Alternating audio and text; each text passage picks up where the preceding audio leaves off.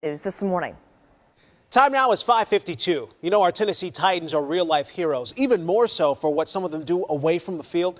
I recently had the chance to sit down with Ben Jones and his wife Alex to learn about how faith plays a role in their life of service and how they're helping children along the way. On any given Sunday, it's normal to see Ben Jones under center, on a mission, leading the Titans down the field. Outside of work, he and his wife Alex have a different focus.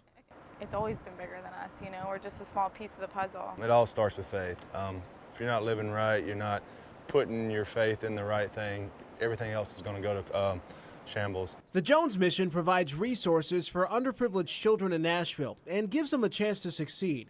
Ben's quest to help others started in his childhood. I lost my dad when I was 10 in a helicopter crash, and our family did a fund and raised, instead of sending flowers or sending money, we put all the money into a fund and we gave kids opportunities to play youth sports growing up. Whether it's a clay shoot, hosting a football camp, or bringing kids from his hometown in Alabama to Music City, the Joneses say it's all about giving. I think Nashville has really embraced what we're doing. I feel like Nashville is a very giving community, so they're definitely behind us in that aspect. We have a lot of support from our hometowns.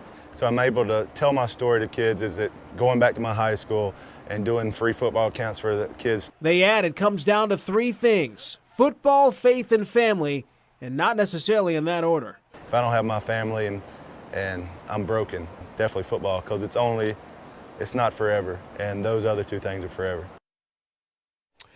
The Jones mission plans to bring a couple of kids up to the December 2nd game when the Titans host the Jets.